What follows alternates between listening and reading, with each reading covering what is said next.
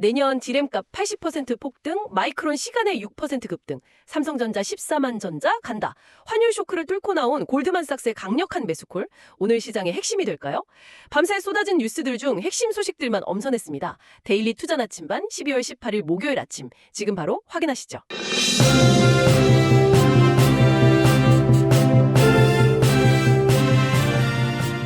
며칠 전 오라클이랑 브로드컴 실적 쇼크가 있었는데 거기에 오라클이 100억 달러짜리 데이터 센터 프로젝트를 중단한다는 소식까지 더해졌거든요. 그 추가 악재가 있었죠. 그것 때문에 필라델피아 반도체 지수가 거의 4% 가까이 급락했어요. 와, 4%요? 마이크론 실적 발표를 앞두고 다들 정말 잔뜩 겁을 먹었던 거네요. 그랬죠. 그런데 정작 뚜껑을 열어보니 그러니까 장이 끝나고 나니까 마이크론이 시간외 거래에서 6% 넘게 급등을 했어요. 아니, 이 변덕을 어떻게 이해해야 할까요? 시장이 그만큼 불확실하다는 증거죠. 한쪽에서는 경기도나 우려가 크고 다른 한쪽에서는 AI에 대한 기대감이 충돌하는 거예요. 기대와 우려의 충돌이군요. 네. 여기에 연준의 크리스토퍼 윌러 이사가 내년에 금리를 1%포인트 더 내릴 수 있다. 이런 발언을 했잖아요. 네, 고용을 더 신경 쓰겠다는 신호로 읽히던데요. 맞습니다. 근데 시장은 아직 이걸 어떻게 해석해야 할지 좀 혼란스러워하는 그런 모습입니다. 알겠습니다. 그럼 이 거대한 흐름의 가장 중심, 반도체 이야기부터 시작해보죠. 골드만삭스가 삼성전자 목표 주가를 14만 원으로 제시했는데, 와, 이건 정말 파격적인 숫자잖아요. 네, 그렇죠. 핵심 근거가 내년에 디램 가격이 80%나 폭등할 거라는 예측이던데, 이게 현실적으로 가능한 시나리오인가요? 80%라는 숫자가 굉장히 자극적이긴 한데 그 배경을 보면 아주 허황된 이야기는 아닙니다. 아, 그래요? 네, 핵심은 공급이 수요를 도저히 따라가지 못하는 어떤 구조적인 문제에 있거든요. 이미 4분기만 봐도 디램 가격은 38%, 낸드는 25% 오를 걸로 보고 있어요. 와, 이미 많이 오르네요. 그렇죠. 이게 시작에 불과하다는 겁니다. 그 공급 부족의 증거로 중국 스마트폰 업체 오포 이야기를 짚어주셨어요. 삼성전자와 SK하이닉스의 장기 공급 계약을 요청했다고요? 이게 왜 그렇게 이례적인 일인가요? 이건 그냥 물량이 부족하니까 미리 사두자 이런 수준의 얘기가 아니에요. 시장의 어떤 근본적인 신뢰가 깨졌다는 신호로 봐야 합니다. 신뢰가 깨졌다. 네, 원래 반도체는 필요할 때마다 시장에서 사는 스팟 계약이 일반적이었거든요. 그런데 오포가 무려 4분기에서 6분기짜리 장기 계약을 요청했다는 건 이제 시장을 믿고는 제때 물량을 못 구한다는 공포감이 확산됐다는 뜻이에요. 메모리 반도체를 이제 단순 부품이 아니라 거의 석유 같은 전략 자원으로 보기 시작한 거죠. 재고 수준을 보니까 그럴만도 하네요. 작년 이맘때 13주에서 17주치 재고를 쌓아뒀던 회사들이 지금은 2주에서 4주치밖에 없다고요? 바로 그겁니다. 재고는 바닥인데 AI 때문에 수요는 막 터져나오고 있어요. 여기서 특히 주목할 게 스마트폰용 저전력 디램, 바로 LPDDR입니다. LPDDR요? 네, 이게 원래는 스마트폰에 주로 쓰였는데 전기를 적게 먹는다는 장점 때문에 AI 데이터 센터에서 엄청나게 가져다 쓰기 시작했어요. 잠깐만요. 그 부분이 좀 우회였어요. 아니, 거대한 데이터 센터에 왜 굳이 작은 스마트폰용 메모리를 쓰는 거죠? 데이터 센터가 지금 전력 소비랑 발열이라는 어떤 물리적인 한계를 부딪혔기 때문이에요. 아, 전력 문제? 네, LPDDR은 일반 서버용 디램보다 전력 소모가 훨씬 적거든요. 칩 하나로 보면 별거 아닌 것 같지만 수십만 개가 모인 데이터 센터 규모에서는 이게 엄청난 차이를 만들어요. 전기요금 수백억 원을 아낄 수 있고 열이 덜 나니까 더 빽빽하게 칩을 넣을 수도 있고요. 와, 그렇군요.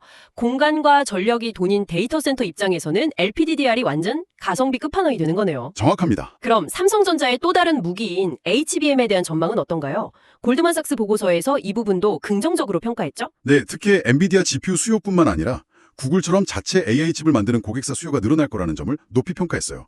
자체 칩이요? 그 AES-I식 말씀이시죠? 맞습니다. 어렵게 생각할 것 없이 특정 목적에 최적화된 맞춤형 반도체라고 보시면 돼요. 구글의 TPU가 대표적이죠. 이런 맞춤형 칩 시장이 커지면 삼성의 HBM 사업 기회도 훨씬 다각화될 거라는 분석입니다. 당장 매출 전망치도 굉장히 높게 잡았던데요. 네, 내년 HBM 매출이 올해 60억 달러에서 140억 달러로 2배 이상 뛸 거라고 봤습니다. 이런 장밋빛 전망 속에서 중국이 100조 원을 쏟아부어서 반도체 굴기에 나선다는 소식은 좀 불안하게 들리는데요. 이게 우리 기업들한테 직접적인 위협이 될까요? 단기적으로는 우리가 가는 길과 중국이 가는 길이 좀 다릅니다. 길이 다르다. 네, 중국의 100조 원은 HBM이나 3나노 같은 최첨단 기술보다는 현실적으로 국산화가 가능한 반도체 장비나 차량용, 산업용 반도체 같은 분야에 집중될 가능성이 높아요. 일단은 범용 반도체 쪽이군요. 그렇죠. 그래서 당장 삼성전자나 SK하이닉스의 주력 사업에 미치는 영향은 제한적일 겁니다. 하지만 장기적으로는 안심할 수 없죠. 그렇죠. 중국의 전략은 투트랙이거든요. 최첨단 칩은 어떻게든 사서 쓰면서 그 아랫단 시장은 자급자족을 넘어 세계 시장을 장악하겠다는 겁니다. 계속 주시해야 할 부분이에요. 자, 그럼 이 반도체들이 내뿜는 열기와 전력 소모 문제로 자연스럽게 넘어가 보죠. 두산 에너빌리티 기사가 정말 흥미로웠어요. AI 데이터 센터에 들어갈 가스터빈을 수주했다고요. 네, 미국 빅테크 기업이에요. 사실 AI 시대 전력난 하면 다들 원자력이나 태양광을 떠올리는데 왜 뜬금없이 가스터빈이죠? 약간 시대에 역행하는 느낌도 드는데요? 바로 그 지점이 핵심입니다. 왜 하필 가스터빈인가? 네. 답은 속도와 유연성에 있습니다. AI 데이터 센터는 전력을 쓸 때 확 썼다가 또 줄였다가 하잖아요. 아, 그렇죠. 연산량에 따라서요. 네, 원자력이나 석탄 발전은 마라톤 선수처럼 꾸준히 달리기는 잘하지만 갑자기 속도를 내거나 멈추기는 거의 불가능해요. 반면에 가스터빈은 100m 달리기 선수처럼 필요할 때 딱 켜서 순식간에 최대 출력으로 전력을 공급하고 필요 없으면 바로 끌 수 있죠. 아, 그런 즉각적인 대응 능력 때문에 다시 주목받는 거군요. 맞습니다. 시장 상황도 두산에 아주 유리하게 돌아가고 있다고요? 네, 이건 기술력만큼이나 타이밍의 승리라고 볼 수 있어요. 원래 가스터빈 시장은 GE, 지멘스, 미쓰비시 이 거인 3인방이 90% 이상을 장악한 시장이었거든요. 네, 과점 시장이었죠. 그런데 AI 때문에 전 세계적으로 데이터 센터 건설 붐이 일면서 이 회사들 수주 잔고가 2028년, 2029년까지 꽉 차버린 거예요. 아, 사고 싶어도 줄이 너무 길어서 살 수가 없는 상황이군요. 정확해요. 맛집에 갔는데 재료 소진된 거죠. 바로 그 순간 세계 5번째로 기술을 확보한 두산 에너빌리티가 저희는 바로 납품 가능합니다 하고 나타난 겁니다. 공급자가 왕인 슈퍼사이클 시장에서 새로운 글로벌 플레이어로 등극하는 아주 중요한 순간이죠. 와, AI가 정말 굴뚝 산업의 판도까지 바꾸고 있네요. 자, 그럼 시선을 잠시 바이오 쪽으로 돌려보겠습니다. 비만 치료제 시장 경쟁이 이제 주사제를 넘어서 먹는 약으로 옮겨가고 있다고요? 네, 화이자가 중국 기업의 먹는 비만 치료제 후보 물질을 거의 3조 원에 사들인 게 그 신호탄이죠. 3조 원이요? 네, 매주 주사를 맞아야 하는 불편함을 없앤 먹는 약이 나오면 시장의 크기가 지금과는 비교도 안 되게 커질 거라는데 빅파마들이 거액을 베팅하기 시작한 겁니다. 그럼 이 흐름에 우리 국내 기업들이 올라탈 기회가 있을까요? 네, 가능성은 충분해 보입니다. 특히 일동제약의 자회사 유노비아가 개발 중인 ID11021156이라는 후보 물질이 주목받고 있어요. 어떤 점에서요? 임상 일상에서 4주 만에 체중이 최대 13.8%나 빠지는 아주 인상적인 결과를 보여줬거든요. 지금 빅파마들이 괜찮은 경구용 후보 물질을 찾으려고 혈안이 된 상황이라 유력한 기술 수출 후보로 거론되고 있습니다. 한미약품은 전략이 좀 다른 것 같던데요? 속도전으로 승부를 보는 느낌이에요. 맞아요. 한미약품은 이미 개발이 끝난 주사제 에페글레나타이드로 빠르게 시장에 진입하겠다는 전략입니다. 임상 3상에서 최대 30%라는 놀라운 체중 감량 효과를 입증했고 식약처 신속심사 대상으로 지정돼서 이르면 내년에 나올 수도 있어요. 아, 속도가 엄청 빠르네요. 네, 여기에 당뇨병 치료제로도 허가받고 디지털 헬스케어 기기랑 결합하는 등 다약적인 전략을 펴고 있습니다. 이제는 현실의 벽, 시장의 악재들도 좀 짚어봐야 할 것 같아요. 네, 그렇죠. 특히 전기차 시장 분위기가 심상치 않다는 기사들이 많았어요. 네, 전기차로의 전환이 생각보다 훨씬 험난한 길이라는 게 드러나고 있죠.